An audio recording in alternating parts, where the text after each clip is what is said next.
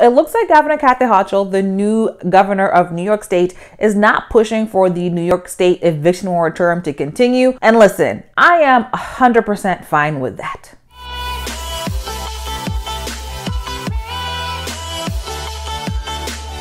So at the time that I'm recording this, it looks like there is little to no chance that the eviction moratorium will be continued in New York State. This eviction moratorium started in March 2020, and any eviction court proceedings, any actual evictions of removing people, both residential and commercial, had been placed on hold from March 2020. Not just cases filed after March 2020, but any eviction case, even if it was filed 5 years before that, nothing has been moving, period.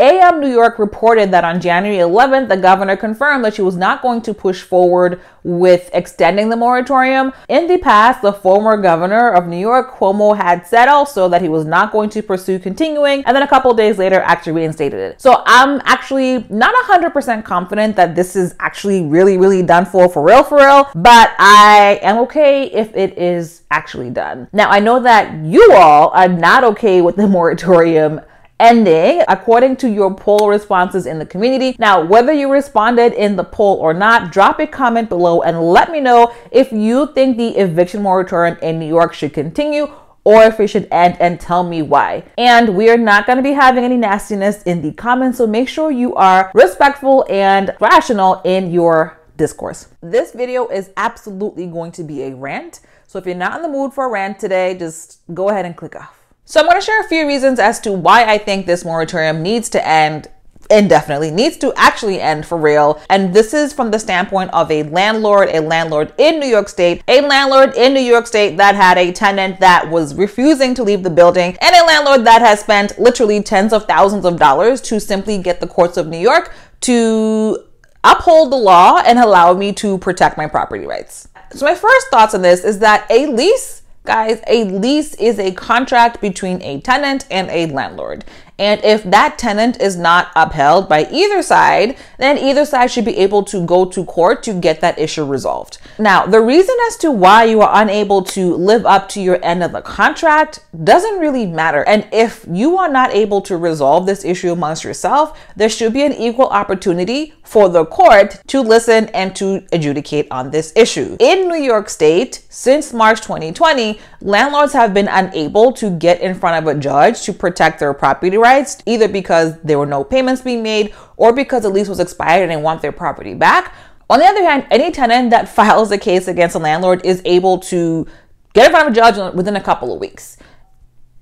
It doesn't make sense to me how, if we both are on this contract and we both are agreeing to it, that one side is able to actually have their rights protected by the law, but the other side is unable to. Why? I don't know. So I don't know. If you have any thoughts, let me know in the comments. Secondly, everything in New York is open. Everything. Sports events are open, Broadway is open, concerts are open, restaurants are open. Even the ball drop went down on New Year's Day. And so if everything is back to normal, if all other businesses are functioning normally, then why should landlords have different restrictions? Why are the courts not seeing cases? Why are people continuing to get a pass to not pay their rent or not move out of buildings just because they say they've had a COVID hardship? Why is everything open, but then eviction court is not? Like, I don't make it make sense. When I'm seeing all these publications, I'm seeing a lot of people holding signs that housing is a human right. And while I think that is an important subject matter, it is important to discuss that subject with government officials. If we want that to be the norm in America or in New York, wherever, then let's talk to our local and state and federal officials to make that happen so that everybody's guaranteed housing. But at this point, they are not, and so the government cannot just take over private property to use as they choose. Just because housing has been declared a human right does not mean that you get to hijack private property to make that happen. Throughout this whole pandemic, I have seen zero signs of people in front of a grocery store saying that food is a human right, or going into this grocery store and getting free eggs and getting free milk. Nobody. So why do we think it's okay to do that for housing? Help me understand. I've also been seeing all these signs about canceling rent. Who is going to pay this back rent? In the state of New York, the moratorium has been in place since March 2020. That is almost 2 years of people not paying rent. This includes people that were not paying rent before March 2020. In the state of New York, there were federal funds to give out to pay back rent. Those funds were only capped to 1 year. There is no money from the state to pay everybody's back rent. There is no money from the state to pay people's continual rent. In fact, applications closed for this in November 2021 because the funds have run dry. And with this seemingly end of the eviction moratorium, those applications are now open, but it's really just applications just for fun because there's no money. There's no guarantee that that rent will be paid. So if the New York State government chooses to continue the moratorium, they are purposefully hijacking private property in New York State and purposefully putting landlords at a disadvantage where they are not only losing money, but also not able to actually go to court, protect their property, protect their businesses, protect their livelihoods. Despite what people say, a lot of landlords are actually not money bags. A lot of landlords are just people that work their butts off in a regular paying job, not six-figure jobs, to get property because they want a better life. And so I am 100% not okay with the eviction moratorium continuing. And in New York especially, New Yorkers pay a lot of tax dollars. So I know that there are multiple organizations that have money to house people. It is not the job of private landlords that own private property to take care of the citizens. Private property should not be hijacked.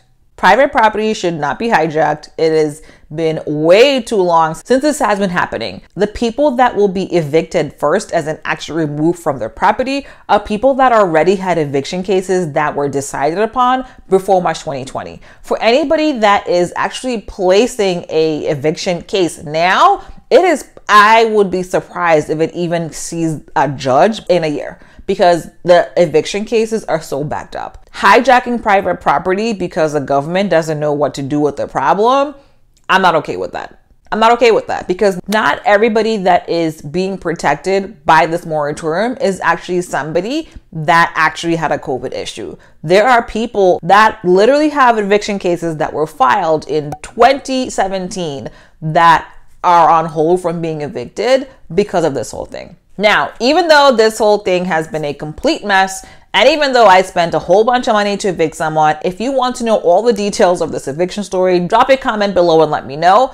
But anyway, even though I am not okay with this eviction moratorium and it has gotten me extra hype, I absolutely still choose real estate as my preferred investing method. And the top reason as to why it will continue to be so is in this video right here. So make sure you check that out to see how you can live rent-free. I mean, that is if this moratorium actually is over.